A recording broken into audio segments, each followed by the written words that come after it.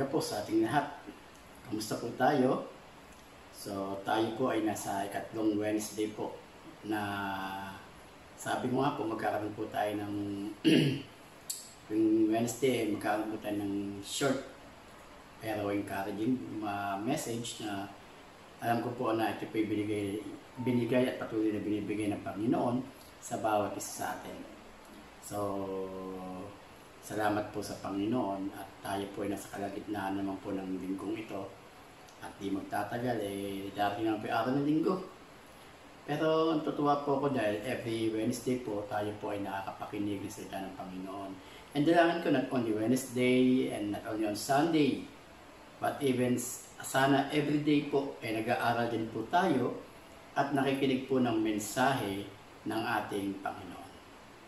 Amen po. Napakabuti po ng Diyos. Amen.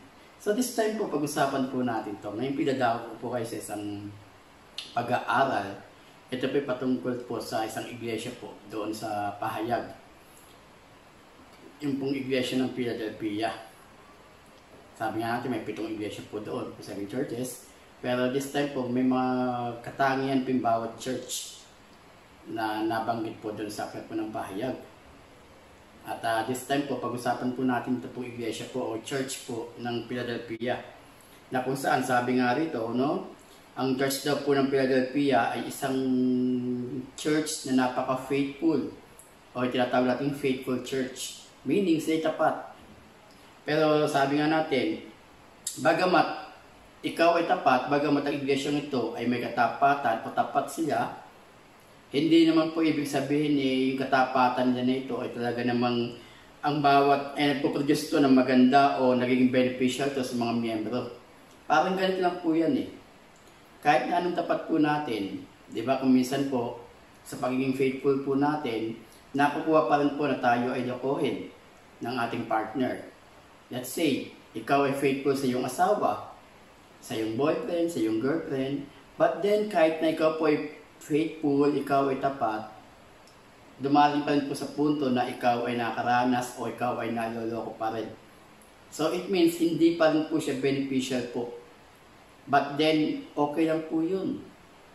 No? I mean, pag sinabi kong okay lang po yun, just hold on. Ipagpatuloy lang po natin yung pagiging tapat po natin. At ito po yung nangyari po sa aklat po sa church po ng Philadelphia. No? Despite may mga opposition and may mga persecution, nag-set pa rin po ang ating Panginoon, ang ating Panginoong Hesus, ng open door para po sa kanila. At yan po yung pag-uusapan natin. Ito po yung patungkol po sa isang bukas na pintuan. O yung tinatawag po natin an open door. So sige po, kung meron po kayong Bible, tayo po ay magbukas po ng ating Biblia, sa salita po ng Panginoon. Buksan po natin ito sa aklat po ng Pahayag, chapter 3, verse 7 and 8. At pag-usapan po natin ito, 2 verse na ito. Pero of course, sa pag-usapan po natin ito, dadaling ko naman po kayo sa iba-ibang verse na kung saan susuporta po sa pag-usapan po natin. Pero ang pinaka-key verse po natin ngayong gabi ito, o ngayong araw na ito, ay yung pong sa aklat po ng Pahayag, chapter 3, verse 7 and 8. Basahin ko po. Sabi po rito sa verse 7, isulat mo sa anghel ng iglesia sa Philadelphia. Ito ang sinasabi ng banal at mapagkakatiwalaan, ang may hawak ng susi ni David. Walang makakapagsara ng anumang buksan niya at walang makapagbubukas ng anumang sarhan niya. Sa verse 8, sabi nga dito, nalalaman ko ang mga ginagawa mo. Alam kong mahina ka, ngunit sinusunod mo ang aking salita. At naging tapat ka sa akin, kaya't binuksan ko para sa iyo ang isang pinto na hindi may sasara ninuman. Sabi po ito, behold, I have set before you an open door that no one is able to shut. No? Nagbigay daw po sa atin o binuksan ng ating Panginoong Hesus yung isang pinto na hindi maisasara ninuman. So pag-usapan po natin yung patungkol po doon sa susi na binabanggit po doon sa verse 7. Yun daw pong susi. No? Ang sinasabi ng banal pagkakatiwala ng may hawak ng susi ni David. Ano po ba ibig sabihin ng susi o yung key? Sabi po dito, no, key stands for ownership and possession. Meaning, yung pong susi ay sumisimbolo na ikaw yung nagmamay-ari o ikaw yung may hawak neto. No, na walang pwedeng umagaw sa neto. Parang ganito lang po yan eh. No, it's an authority para mabuksan mo o maisarado mo ang isang bagay. Sa loob po ng tahanan, sino lang po ba may hawak ng susi? Of course, yung nakatira sa loob ng tahanan na yon. So, sino po yung authority? Sino po yung may possession doon? Of course po, yung pong mga nakatira sa loob ng tahanan na yon. So, ibig sabihin, yung daw pong susi na yon, it stands for ownership and possession. No, ikaw ay nagmamay-ari at ikaw lamang ang pwedeng gumamit neto. Yan po yung susi na binabanggit doon po sa verse 7. So, when Jesus Christ opens a door, He has a supreme authority to do so. Meaning, no, kung ang Panginoong Jesus may hawak na susi, siya po yung pinaka-supreme authority. Siya lamang yung may kapangyarihan para magsarado o magbukas ng isang bagay. Yung pinag-uusapan natin dito ngayon sa verse 7 and verse 8 ng chapter 3 ng aklat po ng pahayag o Revelation. Okay po? So gusto lang po maging malinaw sa atin. Dahil ko po kayo sa aklat po ng Isaiah chapter 22 verse 22. Sabi po rito, no, ibibigay ko sa kanya ang susi ng sambahayan ni David. Walang makakapagsara ng anumang buksan niya at walang makakapagbukas ng anumang sarhan niya. So ano ibig sabihin? This verse talks of admission. Meaning, no, ito'y pagtanggap ng Panginoong Hesus lamang ang may kapangyarihan at may authority para tanggapin siya doon sa Jerusalem. So pagpasok niya sa Jerusalem, walang pwedeng humadlang sa kanya. Sa pagpasok niya sa Jerusalem, walang pwedeng huminto sa kanya. Remember, pinag-usapan natin to? I think that was 3 Sundays ago or 2 Sundays ago. When Jesus Christ entered into Jerusalem, yung araw po ng linggo ng Palaspas. Sabi po dito, no, ito'y pinag-usapan dito yung kanyang pagpasok doon po sa Jerusalem at wala pong pwedeng humadlang sa kanya because Jesus has all the power and all authority. Siya lamang po yun. So, ba't po natin pinag-usapan to? Now, sabi nga natin sa chapter 8 ng pahayag, chapter 3, verse 8 po ng pahayag, sabi po rito, nalalaman ko ang mga ginagawa mo. Alam kong mahina ka, ngunit sinusunod mo ang aking salita. At naging tapat ka sa akin. Kaya't binuksan ko para sa iyo ang isang pinto na hindi maisasara ninuman. I have set before you an open door that no one is able to shut. No? So yun daw yung pinto na yun. Yun daw pinto na binuksan ng Panginoon, walang pwedeng magsara neto. At pag ang Panginoong Hesus ay nagbukas ng pinto, walang pwedeng magsara. At pag siya ay nagsara ng pinto, walang pwedeng magbukas. At ito ngayon yung pag-uusapan natin. And number 1, let's talk about open door. Okay? So number 1 po, it's an open door. Ano po ibig sabihin nun? Bukas yung pintuan. Anong pintuan yung binuksan ng ating Panginoon? Alam niyo po ba kung ano yung unang-una?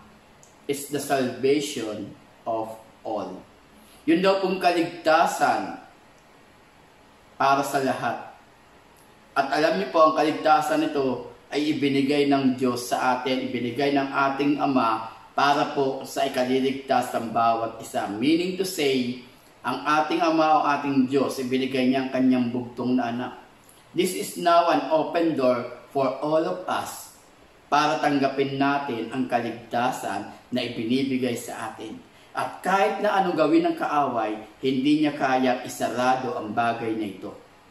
Dahil ito ay open door for all of us. Meaning to say, sa aklat po ng Colossians chapter 4, verse 3. Basahin po natin sa aklat po ng Colossians chapter 4 verse 3. Idalangin ninyo sa Diyos na bigyan kami ng pagkakataon na may pangaral ang kanyang salita at may pahayag ang hiwaga ni Kristo, ang sanhi ng pagkabilanggo ko ngayon. It's an opportunity. When God opens door para po sa iyo, para ibahagi mo ang salita ng Panginoon, this is now an opportunity para gawin mo ang bagay na ito. Remember, no, sharing Christ ay hindi lamang trabaho ng mga pastor. This is a mandate. This is a great commission. Ito ay para po sa ating lahat. Hindi lamang trabaho ng mga leader. So the moment God opens door for you para ibahagi mo yung salita ng Panginoon, take that opportunity para ma-share mo si Jesus. Diba? Kaya, number 1, sabi, open door saan? Sa kaligtasan. For salvation. Hindi ka dapat mahiya. Hindi ka dapat matakot na ibahagi si Kristo sa mga tao. And remember, di mo kailangan magsalita rin. Sometimes, it's not the talk. No, sometimes you don't need to talk. It's your personal testimony. Ikaw mismo. Dahil nakikita ka ng tao kung sino ka. So, the moment na nakikita ka ng tao at sasabi nila na, yan tao na yan, totoo yan. Then take that opportunity para makita nila lalo yung patotoo mo kung sino ka. It's an open door. And the moment na ito napansin ng mga tao, hindi pwedeng isarado to ni numan. Okay? Then what? Open door to what? Ability to do good. No? So when God opens door for you para gumawa ng kabutihan, take that opportunity. And remember, hindi ka gumagawa ng kabutihan para maligtas. You are already saved. Kaya ginagawa mong kabutihan ngayon, kaya ikaw ay nagiging mabuti because this is now the outcome of the salvation na tinanggap mo. So, pag nagbukas ang Diyos ng pintuan para ikaw ay gumawa ng mabuti, hey, take it. Take that opportunity. Remember, no one is able to shut yung bagay na yan because it is God who opens door for you to do good.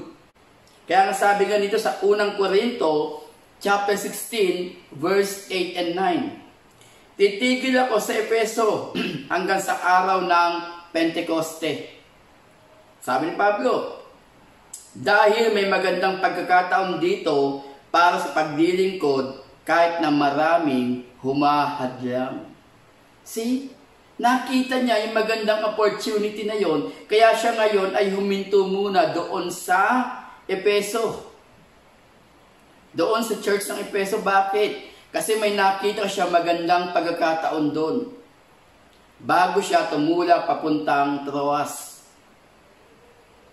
Ito yung journey ni Pablo. Pero every time namin may makikita siya magandang pagkakataon para gumawa ng mabuti o ibahagi ang salita ng Panginoon, hindi siya nag-aatubili na huminto doon. To take the opportunity to do good. This is Pablo. And we can also do that. Especially now, COVID-19, ay itong crisis na talaga naman nagpapahirap sa atin. Sometimes, hindi naman kailangan pera. Alam niyo po ba, when you pray for that person, you're doing good na sa tao na yan. Yung itap mo nga lang, in shoulder, of course now, cannot be, because in social distancing. Pero I believe, no, maraming uri ng paggawa ng kabutihan. And don't miss it. Every time that God open doors for us to do good, take it as an opportunity para magawa natin kung ano yung nais ng Diyos para sa atin. Then ano pa? Open door for what? Serving His people. Yung paglingkuran ng kanyang mga lingkod, paglingkuran ang mga tao. Kaya sabi nga sa Hebreo, chapter 6, verse 10, makatarungan ng Diyos, hindi niya malilimutan ang inyong ginawa at ang pagmamahal na inyong ipinakita at hanggang ngayon ipinapakita sa pamamagitan ng paglilingkod ninyo sa mga hinirang ng Diyos. So makatarungan ng Diyos. So every time na may ginagawa kang service sa mga tao o sa mga lingkod ng Diyos, nakikita ng Diyos yun. He is faithful, He is just. Kaya sabi niya dito, no, hindi niya malilimutan, He will never forget lahat ng ginawa nating pagmamahal na ipinakita at hanggang ngayon ipinapakita natin sa pamamagitan ng paglilingkod sa mga hinirang ng Diyos. So this is an open doors for all of us. Open doors for salvation. Open doors for what? Ability to do good. Open doors for what? Serving His people. Okay? So yan po yun. Then number 2, sabi ito, no man can shut it. Walang pwedeng magsarado ng pintuan na binuksan ng Panginoon para sa atin. Ano ibig sabihin nun? It means that when God opened doors, pag nagbukas ang Diyos ng pintuan, we are now on the winning side. Ano ibig sabihin nun? No? Nasa winning side tayo. Why? Because if God is for us, who can be against us? Kung ang Diyos ang nagbukas ng pinto, sino pwede magsarado na ito? Wala. So if God is for us, who can be against us? No. Wala pwedeng magtagumpay sa ginagawa natin. Walang pwedeng huminto o magpahinto sa bawat ginagawa natin because it is God who opens that door para gawin natin ang mga bagay na ginagawa natin. So why worry? Hindi ka dapat matakot. See, sabi nga nun, no, itong faithful church na ito, itong Church of Philadelphia, despite the opposition and persecution, God has set before them an open door. And no earthly power can shut it. No? Sa kabila ng mga opposition, sa kabila ng mga persecution, ang pagpapahirap sa kanila, nag-set pa rin ang Panginoong Yesus ng bukas na pintuan para sa kanila na walang pwedeng magsarado neto. So, if God opens door for us, remember, no one is able to shut. It means we are on the winning side. So pagka ikaw ay nasa Panginoon, you are on the winning side. Whatever happened, panalo tayo. Walang pwedeng humadlang sa ginagawa natin. No, ito sasabi dito sa Revelation chapter 3 verse 8. Then, pangatlo, sabi dito, no, kept my word. Bakit? Sabi nga sa Revelation chapter 3 verse 8, sabi nga, no, nalalaman ko ang mga ginagawa mo. Alam kong mahina ka, ngunit sinusunod mo ang aking salita. See? No? Sinusunod mo ang aking salita. Ano ibig sabihin dito? Okay? You're keeping God's word in your heart. Sa awit 119, verse 11, sabi rito, no, I have hidden your word in my heart that I might not sin against God. Ang banal mong kautusay sa puso ko ingatan upang hindi magkasala laban sa iyo kailanman. No, lagi daw kasi natin sinusunod yung salita ng Panginoon. At paano mo susundin ang salita ng Diyos kung hindi mo ito ilalagay sa iyong puso? Paano mo malalaman na ang ginagawa mo ay naaayon sa kalooban ng Diyos kung yung salita ng Diyos naman ay wala sa iyo? We need to store it in our heart. We need to keep it in our heart that we may not sin against God. Para hindi tayo magkasala laban sa Kanya.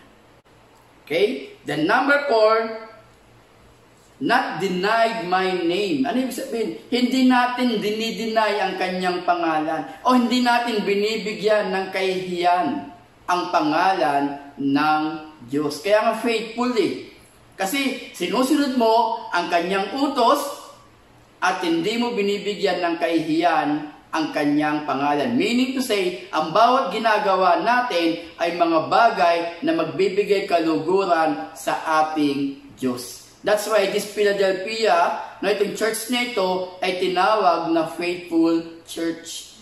And this is what God wants for us to do also.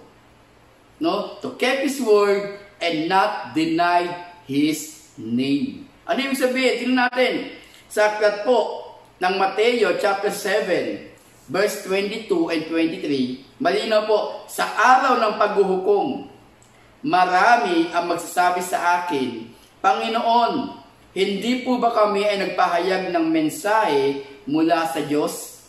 Nagpalayas ng mga demonyo at gumawa ng mga himala sa iyong pangalan. Sa verse 23, sabi ng Panginoon, ngunit sasabihin ko sa kanila, hindi ko kayo nakikilala. Lumayo kayo sa akin, kayong mga gumagawa ng kasamaan.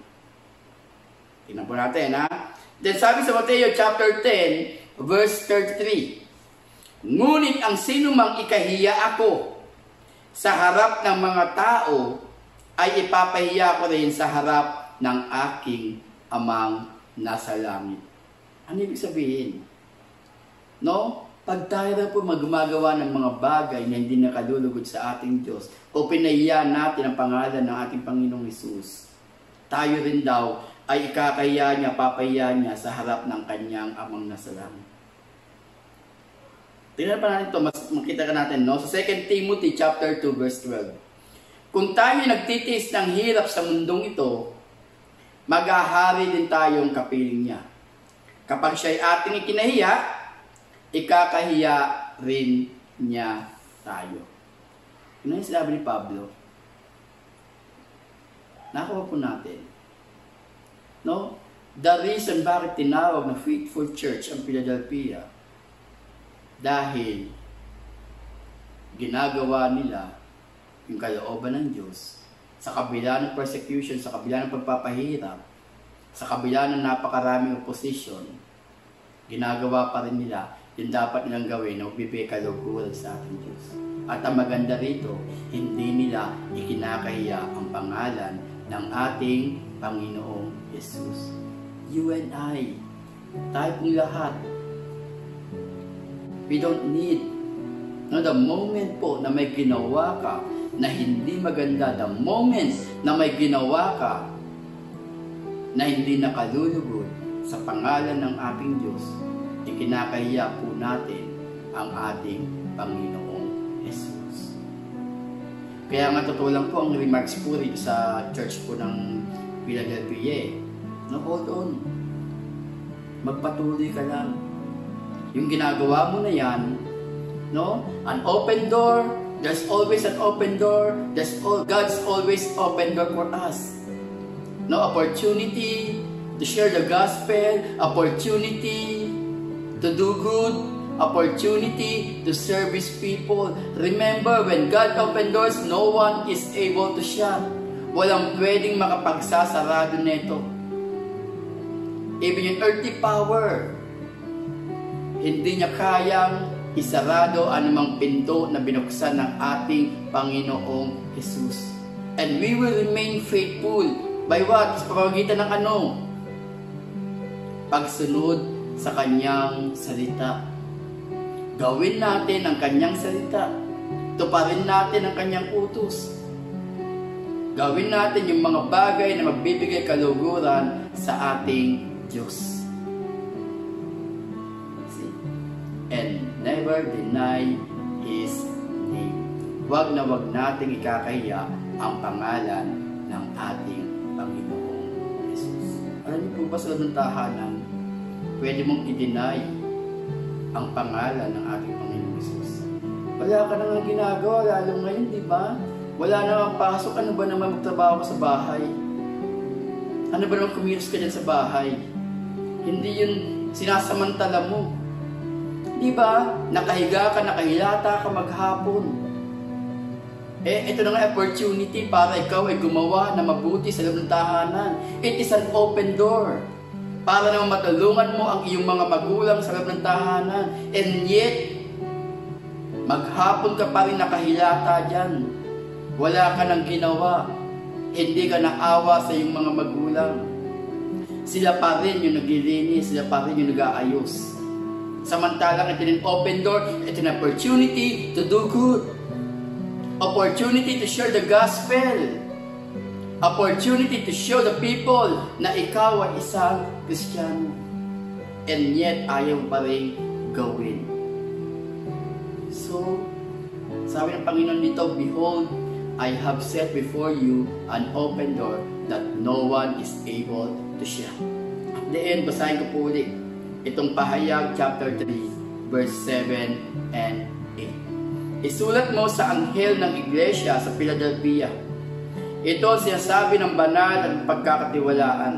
Ang may hawak ng susi ni David, walang makakapagsara ng anumang buksan niya, at walang makapagbubukas ng anumang sarhan niya. Nalalaman ko ang mga ginagawa mo.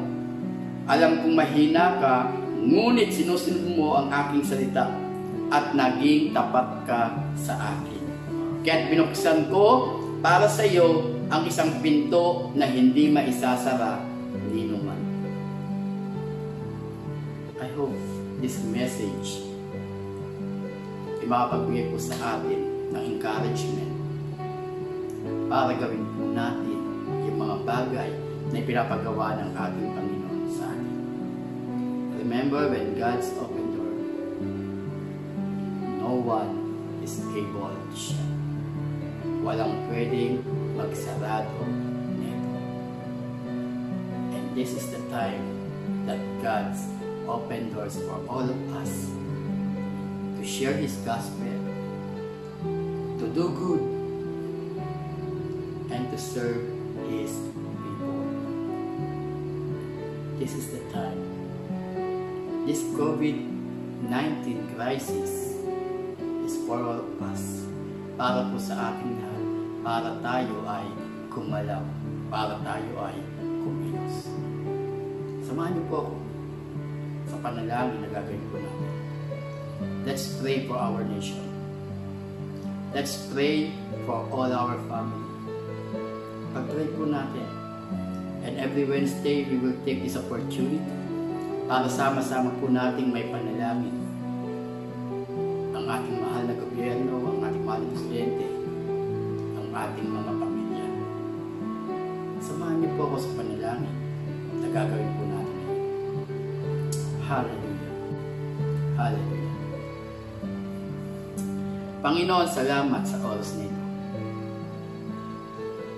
Salamat, Panginoon, sa opportunity para may pag-pray po namin ang aming bansa. Thank you, Father God, sa opportunity na ito para mailapit po namin sa iyo ang bansang Pilipinas.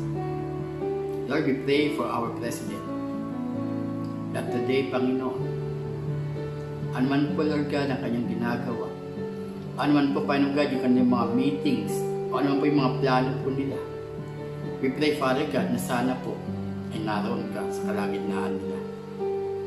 At ikaw, Panginoon mismo, magbigay ng karunungan sa aming mahal na Pangulo, sa Interagency Task Force patungkol sa COVID-19 crisis, sa Department of Health, sa DILG, sa local government, sa aming mga frontliners, sa mga hospital, sa mga medical practitioners, sa mga health workers, even, Lord God, sa mga garbage collector. Lord, we pray, Father God, sa aming mga enforcers, sa barangay bureau, Father God. We pray, Panginoon, na patuloy, Lord God, na ikaw yung mag-ingat sa kanila. Lord, we really need you. Protect them, Father God. Ilayo mo sila, Lord God, sa banta, Panginoon God, ng COVID-19 na ito. Alam po namin, Lord, na hindi po ganun kadali ang virus nito. Na kayang-kaya kang patayin, Father God, in 2 days. But Lord, sa iyo kami nagtitiwala. Naniniwala kami, Panginoon, na ang pag-iingat mo ay patuloy na mararanasan ng bansang Pilipinas, especially those people who are in authority, Panginoon, para hawakan ang crisis na ito. Salamat, Panginoon. Salamat, Panginoon. Naniniwala kami, Panginoon, na may gagawin ka sa bansang Pilipinas. At patuloy lamang po, Lord God, na kami ay tinuturuan mo para magawa po namin yung mga bagay na dapat namin gawin. Salamat, Panginoon. Even, Lord God, for our family. Patuloy, Panginoon God, na tinataas po namin sa iyo ang miyembro ng bawat pamilya. Lord, bagamat, Panginoon, napakahirap po ng walang trabaho. Napakahirap po, Panginoon God, na kami, Lord God, ay malayo sa aming mga pamilya. Ang ilan, Panginoon God, ay naka-lockdown. Ang ilan, Panginoon God, ay hindi makalabas. Ang ilan, Panginoon God, ay hindi makapaghanap buhay. Ang ilan, Panginoon, hindi alam kung saan kukunin yung financial na gagamitin para po sa pang-araw-araw. And Lord, we are here, Father God. We are praying, Panginoon God, para po sa aming family. Lord God, continue, Lord God, to work in the lives of every Filipino. Salamat, Panginoon. Pinupuri ka namin, sinasamba ka namin. Walang ibang magmamalasakit sa amin, kundi kami mga Pilipino rin, Panginoon. Walang ibang magmamahal sa aming bansa, kundi kami, Panginoon God, na nakatira sa bansang ito. Salamat, Panginoon. Salamat, Panginoon. Napakabuti mo. Tinataas ka namin. Tinataas ka namin. Ito ang aming dalangin sa pangalan ni Jesus. Amen. Amen. Amen. Maraming salamat po. Pagpalain po tayo ng Panginoon at ang araw ng Wednesday na ito ay tunay nga at ang nalalapit pang araw hanggang dumating ang araw ng linggo ay maging pagpapala tayo hindi lamang sa ating pamilya kundi sa buong community na kinabibilangan natin. Pagpalain po tayong lahat ng ating Panginoon. Maraming salamat po. Sa Diyos po ang papuri. Amen. Thank you.